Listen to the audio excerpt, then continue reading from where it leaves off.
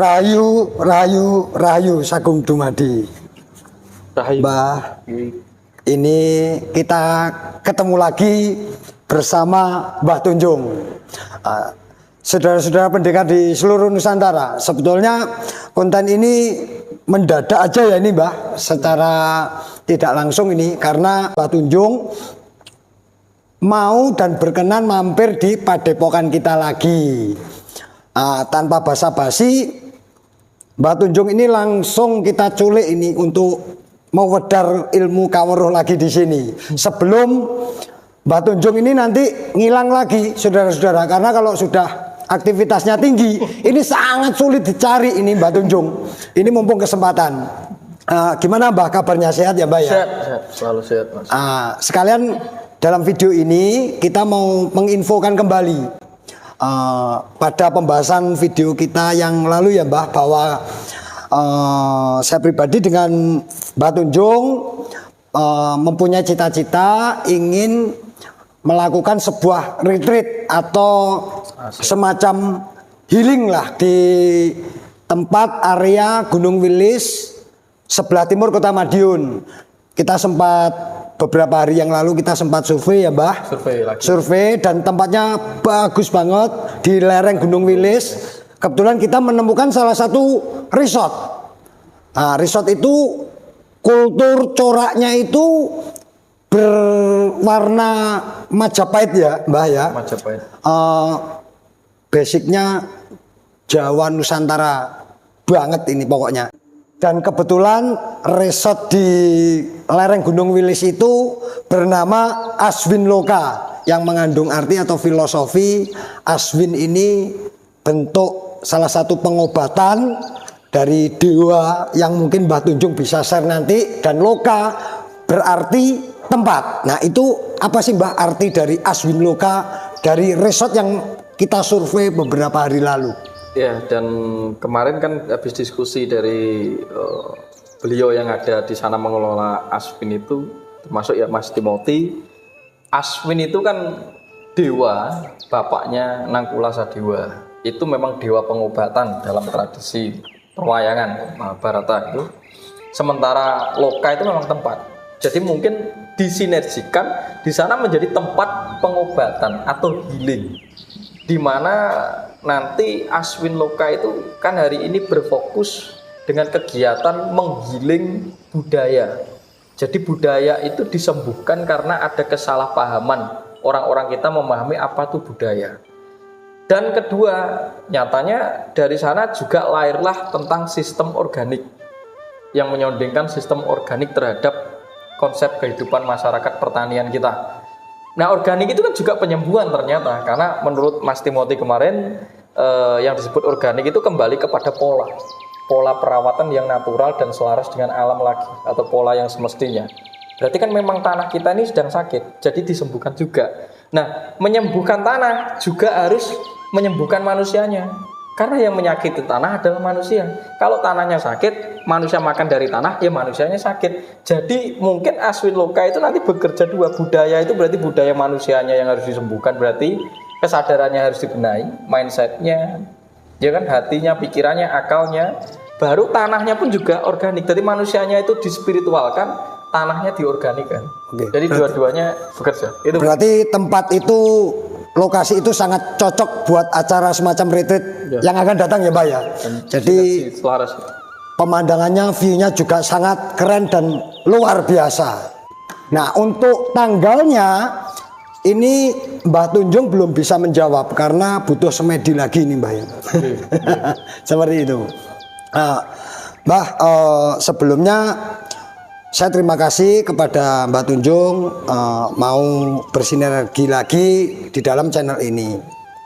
Nah, kita semua kan tahu Mbah Tunjung ini kan salah satu praktisi pencak silat, spiritual, bahkan ajaran Nusantara tempo dulu. Nah, kalau boleh tahu Mbah Tunjung, akhir-akhir ini kan memang sering sekali terjadi bentrokan atau selisih paham antar perguruan Mbah di Madiun khususnya. Nah, terkadang saya itu muncul pertanyaan Mbah, kenapa itu terjadi? Terus ke satu, apakah memang ada kemelekatan terhadap brand atau merek perguruan itu sendiri. Nah, saya tuh kadang bingung, dan saya tuh muncul pertanyaan begini, Mbah. Ada nggak atau boleh nggak ketika ada salah satu sosok, misalnya ingin belajar silat nih, Mbah, di perguruan A, tetapi orang itu juga kepengen mempelajari ilmu silat di perguruan B, berikutnya juga ikut mempelajari juga di hari yang lain, mungkin ikut perguruan C. Kira-kira menurut Mbah Tunjung gimana, Mbah, hukumnya? Boleh atau gimana? Begini, Mas, ya mungkin saya tidak terlalu berlebih mengintervensi tentang urusan itu ya. Jadi urusan tentang belajar dan tidak atau sebuah proses laku di dalam kehidupan, ketika kita mengikuti laku itu karena adanya identitas dan budaya, itu jelas kan tidak boleh. Tidak bolehnya itu karena satu begini, ketika Anda menggunakan identitas tertentu, sudah kamu sematkan sebagai mana itu adalah pakaianmu, berarti kan kamu harus diwajibkan untuk loyal ya terhadap satu wadah atau perguruan atau alma mater yang sedang kamu kenakan. Itu kan tuntutan sebagaimana persetujuan administratif budaya. Karena jaga ini apa? Karena di sana juga memiliki prinsip sedang melakukan pengembangan, perluasan dari wadah yang kita ikuti. Pasti ada kecenderungan kita itu diwajibkan turut loyal untuk turut menjadi pengembang dari wadah atau tempat di mana kita berguru atau belajar. Itu kan wajib sebagai alma mater kita. Itu aturan baku secara administratif, namanya budaya. Tapi di luar konteks itu, kalau kita mencarinya adalah esensi dan substansial, ya seharusnya kita boleh belajar kemana-mana untuk menghimpun esensinya. Tapi kalau berkaitan dengan administratif jelas tidak boleh, kan gitu. Iya. Itu satu. Kedua, saat itu dimaksudkan kenapa tidak boleh belajar dari satu dan menjadi bersama sekaligus. Wong siji wae gitu. Siji wae urung tentu iso ngerampungi, apalagi ada banyak. Itu malah nanti GG mongso, Mas. Ngetowo grok-grok asem. Lah satu saja ndak konsisten kok. Urung tentu bisa sampai lulus kok. Apalagi Anda barengi. Oh, aku ning perguruan A sekaligus perguruan B. Terus kita merasa dengan langsung belajar bersama sekaligus di perguruan A dan B bareng, itu jagane wadi cepet kita memiliki harapan ben iso cepet langsung sekti, iso langsung luar biasa sempurna. Itu ekspektasi. Wong siji kadang budal latihan itu aras-arasen kok jembar balik ini. Ya tetap kita nggak dapat apa-apa, jenenge gigi mongso. Itu dua. Dan kalau yang ketiga, ada sanad laku yang berbeda. Itu juga kembali kepada ritus. Nah, ritus berkaitan dengan kembali ke budaya juga. Misal secara teknis perguruan A memberikan laku A, B, C, D dengan coraknya, perguruan B dengan A, B, C, D dengan coraknya yang berbeda. Yang jaga nih wong jenenge orang itu masih belajar. Ketika Anda masuk ke sana dan diikuti concern ngangsu kawruh diiringi laku, lah nanti nek terus jenengan sing siji wae belum iso nyanda atau menerima, jenengan tambah yang ke sini, itu kan juga malah membuat destruktif energi Anda. Destruktifnya karena edan bingung ndi sing arep didulukan. Misalnya di sini ini ada ajaran yang menggunakan pola A.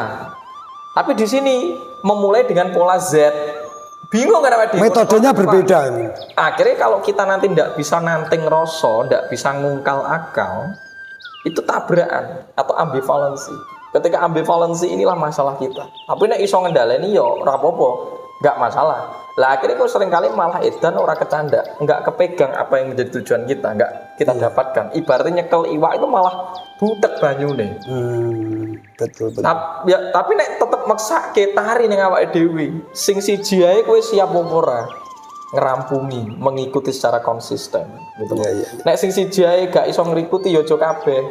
Lah iku mesti ora kecanda, gitu Mas. Iya. Nah itu. Nah, soalnya gini, Mbah, ada beberapa teman mereka itu terinspirasi oleh sosok Eyang Suro. Menurut sejarah kan Eyang Suro ini kan melalang buana ke seluruh Nusantara. Beliau ini kan juga belajar, banyak guru. Nah, mungkin teman saya ini mempunyai atau mendapat inspirasi seperti yang suruh pengen belajar perguruan A, perguruan B, perguruan C, itu tetap ada konsekuensinya ya berarti Mbak ya. Ya, semua itu ada konsekuensi. Semua ada konsekuensi. Jadi perguruan-perguruan ini dibentuk karena mewadahi, ya, untuk melestarikan ajaran dan budaya leluhur kan. Kita mau bikin perguruan, organisasi kan untuk itu maunya gitu loh. Jadi mereka juga memiliki wilayah concernnya sendiri. Terlepas gitu, pencak silat itu kan memang aset kita. Nah, tidak bisa diklaim ini miliknya generasi perguruan A, ini miliknya generasi perguruan B. Tidak bisa, karena itu milik kita semua. Karena dasar dari silat itu artikulasinya adalah hidup. Dan silat itu kanuragan, berarti cara untuk mengolah tubuh agar sehat secara fisik. Jadi boleh, misalkan ada orang yang belajar pencak silat mendatangi praktisi silat boleh. Tapi jika itu diambil aspek fisikal kesehatannya. Tapi kalau untuk pendalaman jurusnya mengarah kepada gerakan yang mematikan, gerakan bela diri yang mengarah kepada bela diri mematikan dan concern menuju kepada aspek kerohanian, ya mereka harus mengikuti sanad keilmuan silat tertentu. Dalam konsekuensi harus ikut sebuah perguruan yang benar-benar memiliki tentang holistikal, jadi secara holistik tentang apa yang diajarkan dalam silatnya itu. Tapi nek mau diambil aspek tertentu untuk merawat tubuh saja boleh. Nanti dalam arti tidak digunakan sebagai gerakan menuju kepada hal yang mematikan. Yang mematikan itu berarti benar-benar bisa berbahaya tanpa diiringi kesadaran dan mental yang sudah diberikan. Kalau mentalnya belum mateng, terus diwai jurus yang mematikan berbahaya. Kalau sampai disalahgunakan, ibaratnya kan seperti beri senjata, tapi orang ngerti cara nggunakake ya tinggal bedili wong gitu loh Mas. Iya. Itu jagane itu aja. Berarti sebagai bangsa Nusantara ini sebetulnya kita bangga sekali ya Mbah, karena kita memiliki sebuah seni budaya yang bentuknya pencak silat. Ini bahkan seni dan budaya Nusantara ini sudah menyebar ke seluruh dunia. Ini benar-benar spektakuler Mbah menurut saya. Nah, saya muncul pertanyaan ini Mbah. Mbah Tunjun ini kan salah satu praktisi pencak silat juga. Kira-kira Mbah, boleh nggak Mbah kalau saudara-saudara pendekar di Madiun, Magetan, Ngawi, dan bahkan di seluruh Nusantara jika kepingin belajar tentang pencak silat terhadap Mbah Tunjung, boleh nggak Mbah? Dalam batasan tertentu saya tidak membatasi orang itu boleh belajar silat apa tidak. Ya boleh. Kalau aspek dasar silatnya tadi untuk kesehatan, kedua sebagai alat terapi tubuh, ya. Dan ketiga sebagai pendalaman spiritual. Nah, kalau sebagai pendalaman spiritual itu biasanya saya menyarankan untuk ikut di langsung perguruannya saja. Kalau nanti uji coba di sana tidak bisa mendapatkan apa-apa, ketika ke saya hanya mendampingi dan meluruskan apa yang sudah didapat dari perguruannya, terutama aliran di silat. Itu pun juga dengan perspektif pengalaman dan pembelajaran yang saya tangkap. Walaupun sampai sekarang saya tetap belajar silat. Jadi di rumah itu saya tetap belajar silat.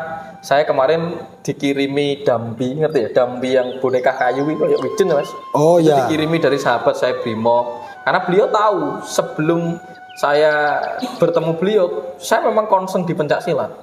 Justru pencak silat ini saya temukan dan saya pelajari itu adalah alat instinktif bertahan hidup. Jenengan dadi petani, gitu. Kuwi ben iso macul itu silat. Saya menjadi seorang praktisi spiritual misalnya. Itu bukan berarti aku terus menengah meditasi tok. Ayo saya gerak. Saya menggerakkan jurus yang sudah saya berikan. Termasuk misal dasar instinktif dari silat itu kan, contoh wong tukang golek pasir neng kali. Itu ben iso medun jurang, alon-alon nyolot, loncat ke sana, gocekan oyot gitu. Itu silat.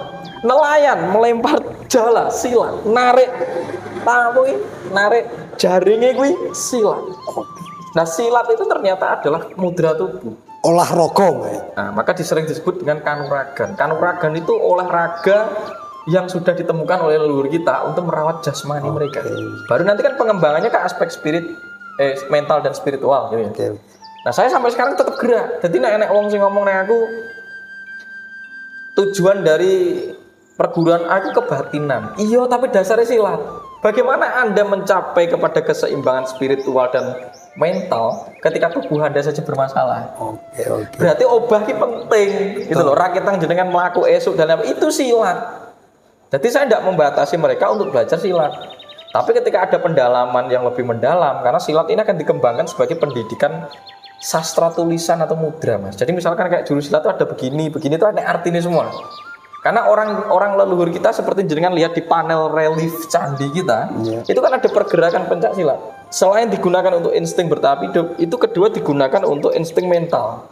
Berarti mental itu strategi perang, tempur tanpa senjata, yaitu senjata adalah tubuh sendiri. Oke. Nah, setelah itu mental jadi sebagai sarana pendidikan mental dan spiritual, itu ketiga. Nah, ketika dimasuk di sarana mental dan spiritual, itu mulai silat itu adalah tulisan yang digerakkan. Nek jenengan nyastre itu nulis, itu kan hanya menulis dengan salah satu ballpoint. Tapi kan Anda tahu nggak? Itu juga silat karena Anda bergerak dengan tulisan. Tangan itu apa yang berkaitan dengan gerak itu pencak silat. Oke. Nah, silat itu artinya bergerak. Nah, gerak itu tanda dasar orang itu hidup. Nek wis gak gelem ubah berarti kowe berdoa untuk mati. Mantap, berarti sifatnya ini terbuka untuk umum ya, Mbak ya? Ya. Oke, wah terima kasih, mantep ini. Mbak Tunjung sangat bermurah hati, mau mewedarkan semua ilmunya. Saya rasa khususnya karena Nusantara itu memiliki aset mudra namanya pencak silat dan tari-tarian, tari bedoyo dan lain sebagainya. Terlepas nanti silat dan tari itu digunakan sebagai aspek upacara sakral, kita akan membedakan itu yang bukan sakral, yang bukan ke ranah spirit, yang ranahnya masih ke ranah fisik. Itu kan tetap kita harus ajarkan. Seharusnya kalau itu mengikuti